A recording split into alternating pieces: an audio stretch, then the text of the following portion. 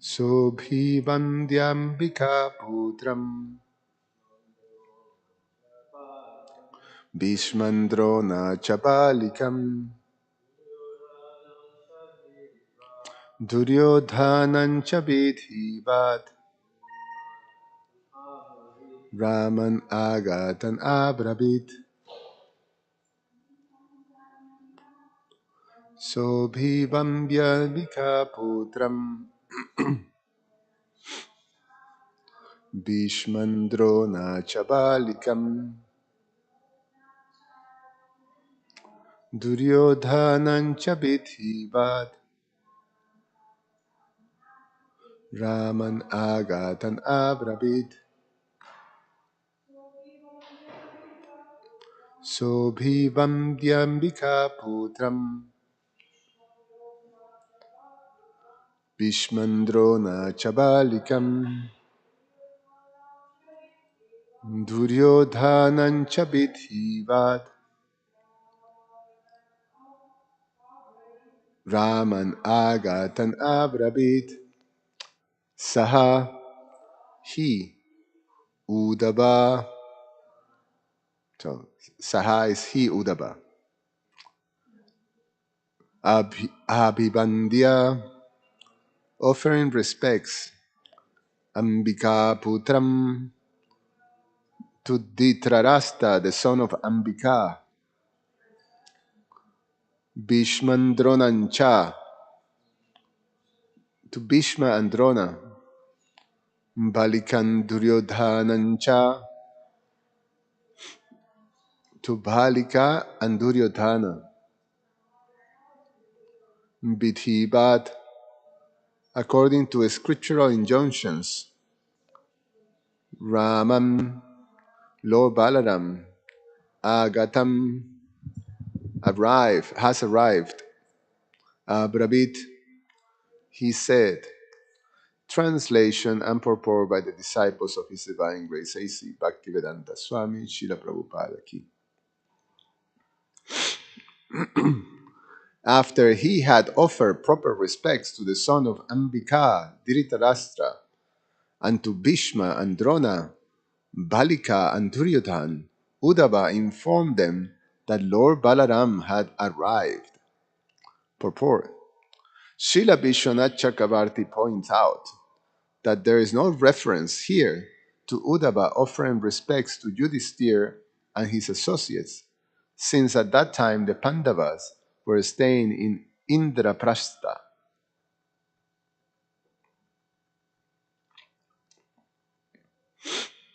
Text 18. Teti pritastam akarnya praptam raman surhitamam tan acha chan archaji tuabhijaju sarve mangalapanaya. Translation. Overjoyed to hear that Balaram, their dearmost friend, had come. They first honored Uddhava and then went forth to meet the Lord, carrying auspicious offerings in their hands. Purport. In Krishna, Srila Prabhupada writes, quote, the leaders of the Kuru dynasty, especially Dhritarashtra and Duryodhan, were very joyful because they knew very well that Lord Balaram was a great well-wisher of the family. There were no doubts to their joy on hearing the news, and so immediately they welcomed Uddhava. In order to properly receive Lord Balaram, they took in their hands auspicious paraphernalia for his reception and went to see him outside the city door.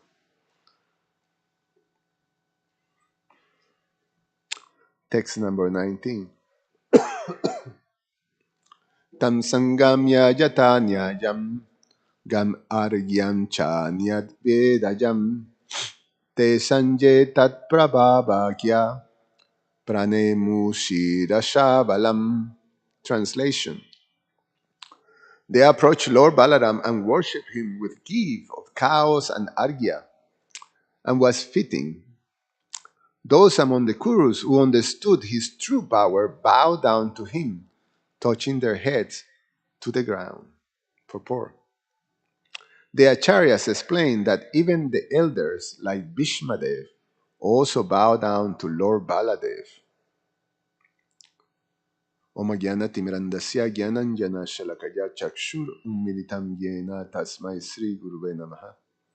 Namo Om Vishnupadaya Krishna Prasaya Bhutale Srimate Roma Paswami Iti Namine. Namo Om Vishnupadaya Krishna Prasaya Bhutale Srimate Bhaktivedanta Swami Iti Namine. Namaste Saraswate Deve Gauravani Pracharine. Nirveshesha Shunyavadi Pashatya Deshatarine.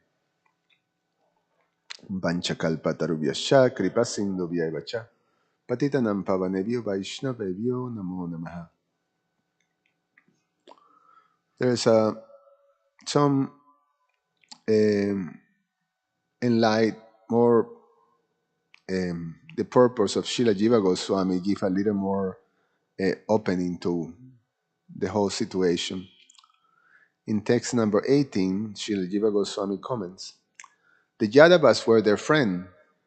Vasudev was a better friend, and Balaram was the best friend. Sruhit Taman, since he was the son of Rohini, belonging to the Puruja dynasty, or because Balaram has taught Duryodhan fighting with a club, since Duryodhan was obedient to him, they were most affectionate to him, or they were most affectionate to him because he has personally come to pacify them in order to free Samba. And then in text 19, Srila Sanatana Goswami explains, Dhritarashtra gave blessings and embraces. Duryodhan offered respects. Those who understood Balaram powers, Bhishma and others, touched their heads to the ground. They showed a great devotion to him. So it's a very, sorry, I'm going to keep it short because I have this raging headache and getting sick, sadly. But it's a, it's a very important principle that is being displayed here, and it's so relevant for us as aspiring devotees. Because we see Lord Balaram, we've been discussing and understand that he is the embodiment of the Guru Tattva. He is the original Guru. And the principle of the Guru is that the Guru is very merciful, and because of his mercy, one receives some very wonderful instructions from Guru that allows one to progress not only spiritually but also materially. And the bond between the Guru and the disciple is a bond of love. It's a bond of affection that is very strong. And we see the displays here. It's being narrated. Both the Kurus, they understood, they saw Lord Balaram as such. He is our well-wisher. He is our supreme well-wisher. He's the best of our well-wishers. And specifically have a relationship of disciple and guru to Duryodhan. And Duryodhan was at the center of the situation. Duryodhan, it was his daughter who got kidnapped by Shamba. So Duryodhan, certainly, by the actions of Shamba, he was insulted. It was expressed in the verses that they felt, who is this arrogant, ignorant boy who dares to do this and insult us in this way? There should be consequences. He should be punished for doing that. And it's a natural reaction. And you can only imagine that such an important arrangement for one's own child, that and festivities and something that is part of the traditions, and all these wonderful arrangements, and then suf, it comes samba and crashes the whole thing. So it's disruptive and it's disregarding the host. Shamba could very easily just come and participated as part of the, the many princes and kings that were there, but he didn't. He just went and kidnapped Lakshmana in front of everybody. So that's that situation. And so, from the perspective of Duryodhan and the Kurus, they holding Shamba accountable for the disruption that he performed, and therefore they attacked him. The Kurus felt offended, and they acted as such. And the actual punishment that Shamba received, they felt is is appropriate. He have to be he have to be accountable for this type of insult. So we arrest him, and he's going to be held accountable. So that's for that situation. Now, Lord Balaram comes because Lord Balaram has a relationship, a very loving relationship with Duryodhan, and a very strong relationship with the Kuru dynasty in terms of being a well wisher. They trusted Lord Balaram. They didn't trust Krishna as much because Krishna was inclined to the Pandavas. So Dhritarashtra knew Krishna is for the Pandavas. Balaram, he is he is very loving towards us and our situations. So they trusted Lord Balaram. So there was a bond there. There was a bond of affection, and it was manifested in the way they reacted when they hear Lord Balaram is here. My spiritual master is here. Duryodhan was very happy. My spiritual master is here. Or my, um, not necessarily spiritual master, but his master is here. His master is here. And with, in that relationship of the master and disciple, they're very much trained. They're ready to offer anything the master requests.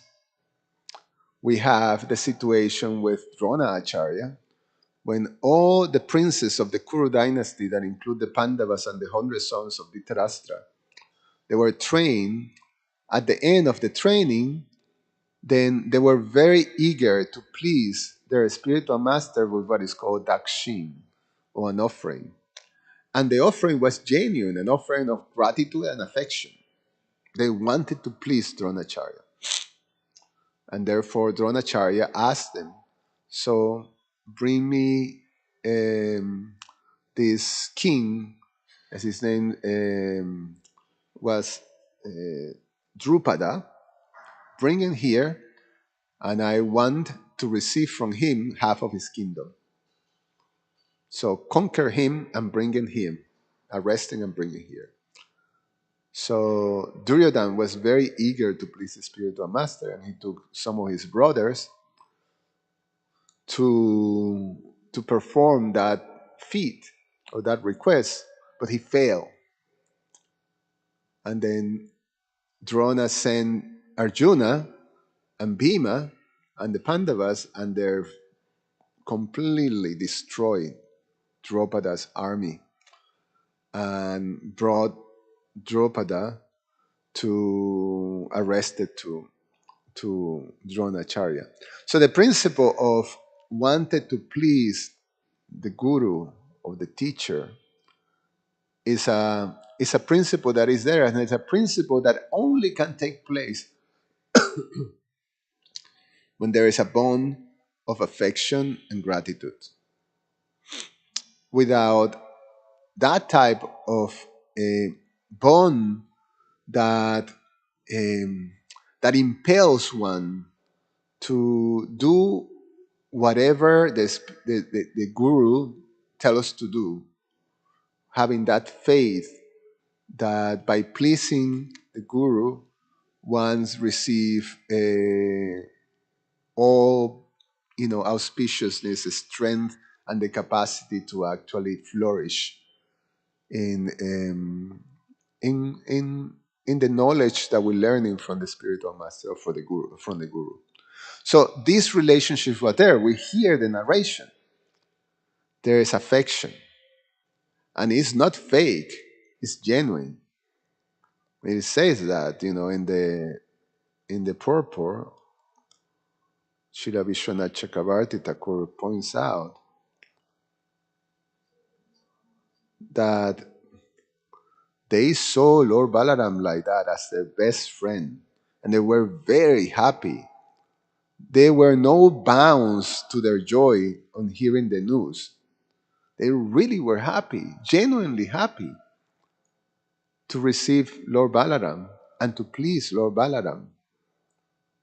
So I'm saying that relationship is there. Now, what happened and what can happen when we approach a spiritual master and we establish a relationship with Guru that is still conditioned by our selfish desires? So it becomes a relationship more that the spiritual master is supposed to be someone that facilitates the fulfillment of whatever desire I have. So it's more like, uh, uh, you know, how you say, how what word would you use? Like a convenience, like that. And many times we see that. We see that, as we grow in Krishna consciousness, that we approach the spiritual master with what we understand we want to do.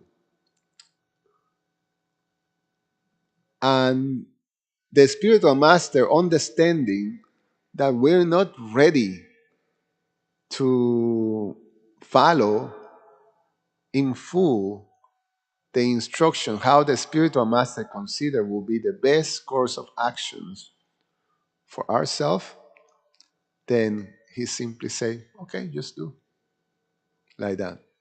And happens over and over and over. So then when the spiritual master comes in a situation that we may be involved, and he directly instructs us in something that goes completely against what we have processed and understood is the right thing for me, then that's where the text comes. That's where the test comes. That's where the test comes. And sometimes those tests are quite intense, because one have to completely review one's relationship with a spiritual master and Krishna. We have to really understand, how I feel this way, and I feel that, you know, or in other words, exposes how limited and shallow our devotion, our love, and our commitment and loyalty and faith in the system of surrender to a spiritual master to achieve Krishna consciousness is. It becomes exposed. And if we overwhelmed by pride, over and over and over, we see that that leads to offending the spiritual master. Not only disregard the order of the spiritual master, but also commit guru aparat, blaspheme the spiritual master. And we see this is happening. We're going to see right now how that happens with Duryodhana. He worshiped with great happiness, genuine happiness, Lord Balaram. Now,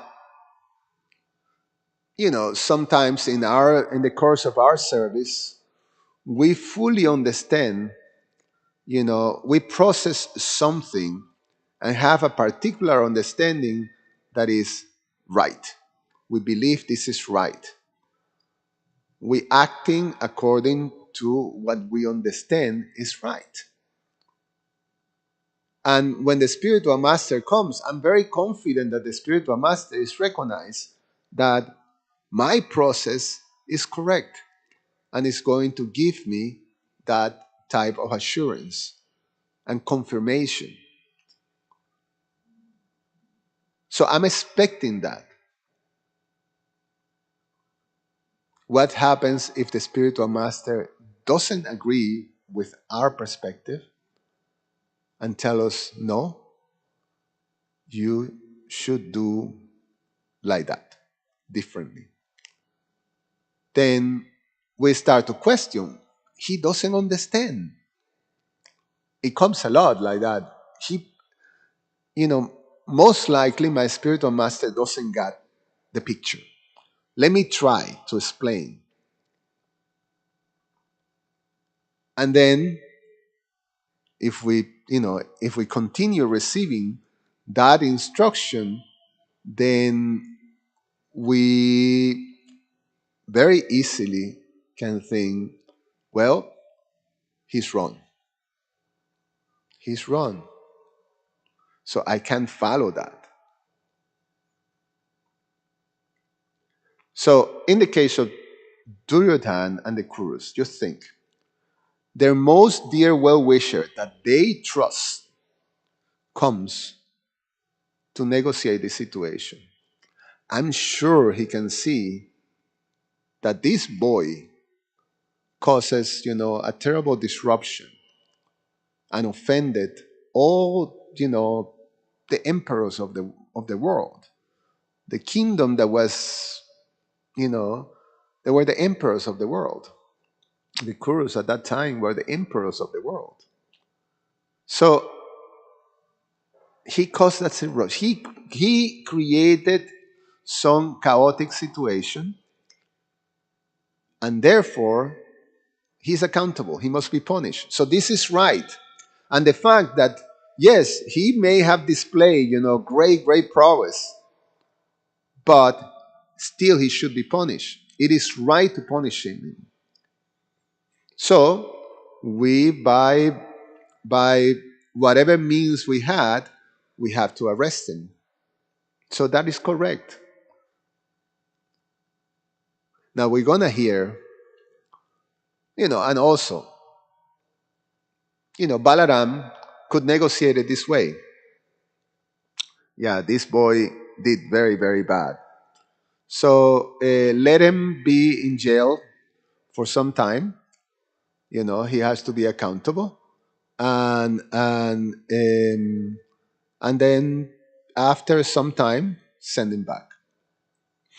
But let them face, the consequences of his actions.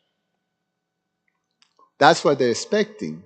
Now, Lord Balaram comes and says, we're gonna hear that you free the boy and send him with his wife with great honor to the to Dwarka, to the kingdoms of the Yadus. And the boy can offer his respects to his fathers-in-law. He can do his duties. he can do his duties as a grihasta and honor and worship his in-laws. So, so it's all well and done. Now that type of action or that type of conclusion of Lord Balaram caused great anger to Duryodhan and the Kurus, especially to Duryodhan. And then they started to insult Lord Balaram. Unfair. It's unfair. You don't know what you're talking about. And we see how terrible the insults. So you move from great affection to these very hard, harsh insults. You're like you should be like a shoe. That you're like a shoe trying to dress our head. I mean, that's extremely insulting, and that's to his guru. Now, why Lord Balaram acted like that? And in general, the spiritual master will see that the disciple follows very strictly the etiquette that is supposed to be part of his duties. So for a kshatriya, the etiquette is that there is this confrontation one on one, and the situation in this type of marriages is that yes, it's disruptive, and the consequences of that disruption is that the boy have to face the warriors that are going to confront him, and he have to show his prowess. So that's part of the etiquette that is part within the etiquettes of kshatriyas. Is a breach of etiquette to use the means that they use to uh, to capture and arrest Samba. That was a breach of etiquette. And Lord Balaram came to make sure that that is corrected. So, so therefore, the proper action is to honor the boy and his wife, Lakshmana, and send it with great pomp. It becomes now, a seal, his wife, because the reason it was wrong, it was a breach of etiquette of Kshatriyas. Lord Balaram was very strict in terms of asking for this etiquette. See, he also chastised it to the point that he wanted to kill Bhima Sen when Bhima fought at the end of Kurukshetra with Duryodhan and broke his thigh because it's an illegal. It's a breach of etiquette in the combat with mace combat. And Lord Balaram was really upset with that and was ready to punish Bhima. And only Krishna was able to pacify Lord Balaram. But similarly, the spiritual master expects that the disciple always follows proper Vaishnava etiquette. And and then at times, even if we don't understand that we've been chastised or we've been corrected, even if it appears that there is something that is externally not fair, but the spiritual master is guiding us in much higher principles. The principles of Vaishnava etiquette sometimes uh, brings certain type of examples and behavior that one doesn't react and allows the mode of passion of ignorance, which forces us to react. So when we are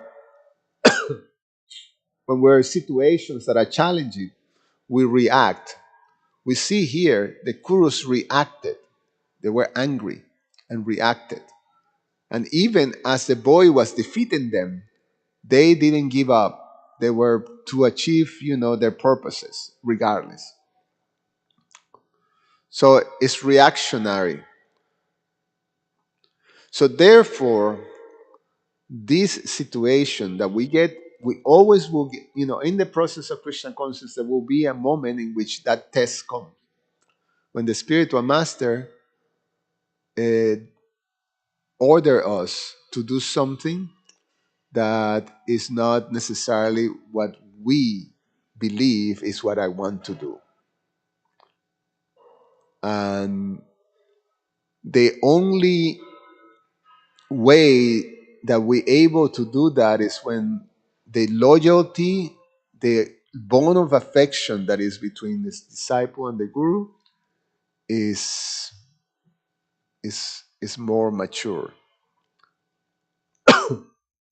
When it's immature, then it's gonna be quite a test.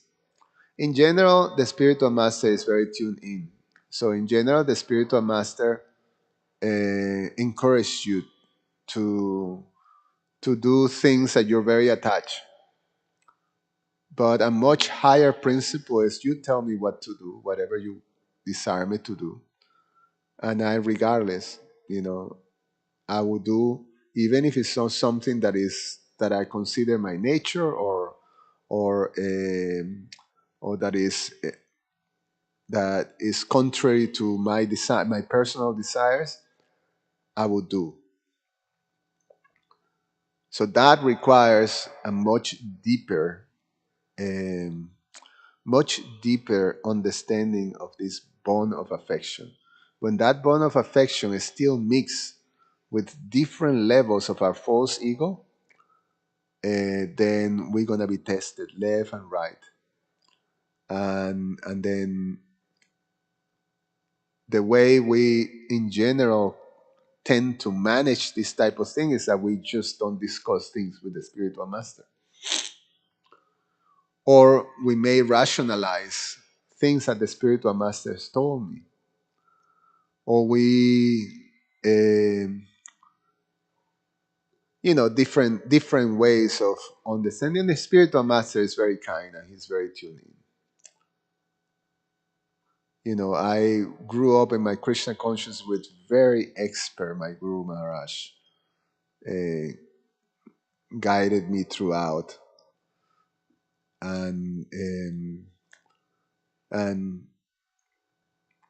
that fortifies the faith that there were situations that whatever you say I do, but there was one situation that my spiritual master shut me down, and it was very conflicting for me, and I have to really go through a lot of internal work to understand that, because I thought something that I couldn't understand why, and it was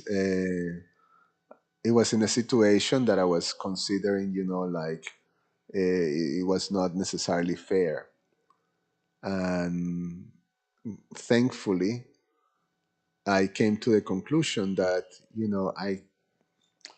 I always had this faith that my spiritual master's instructions are coming from the super soul, and it's just perfect for me. So I just gonna take it,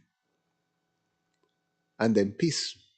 And then later you realize, oh, he was right. He was right. He opens all kinds of doors for ones to progress and becomes purified. It's quite something. I stop here. Any comments or questions?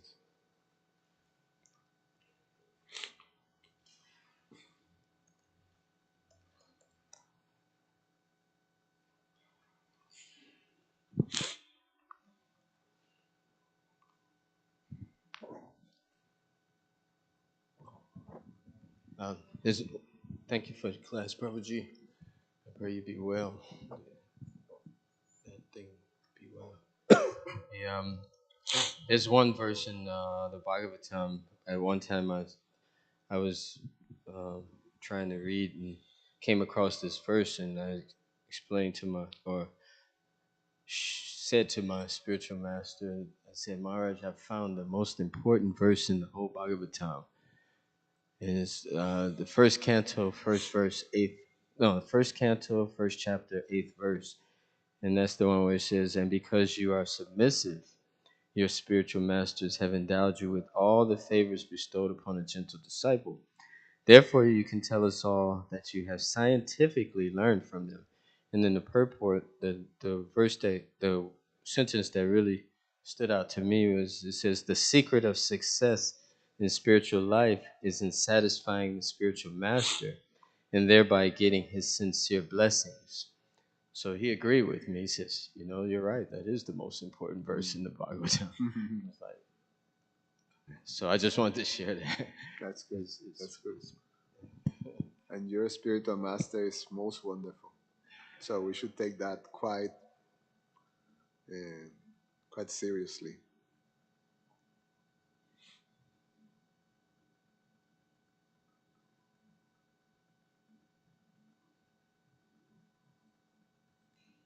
I can share another one real quick.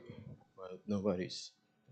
The at one point I asked, trying to please the spiritual master, because so many things happened. There were some things that my Guru Maharaj said that I struggled with for many years, and was very trying to try to follow. Some of the this one thing in particular was a hard, super hard test, even to this day. But I remember asking His Holiness Radhanath Swami if he would give me his blessings to take sannyas. And he looked at me like, and he just paused. And something told me to try to change that. I said, well, would you please give me your blessings to please my spiritual master? He says, now that I will give you my blessings. And I thought it was interesting how he wouldn't go for a specific request, but when it came to trying to please the spiritual master, he was very happy to give his blessings. So just thought I'd share. Thanks for sharing, Prabhu. Anyone?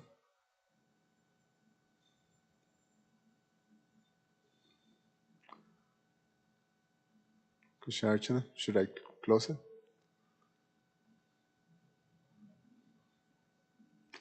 Yeah, I have right now a big headache, so I wouldn't mind. Um, Thank you so much. Grantara Sriman Bhagavatam Ki Jai. Haribol.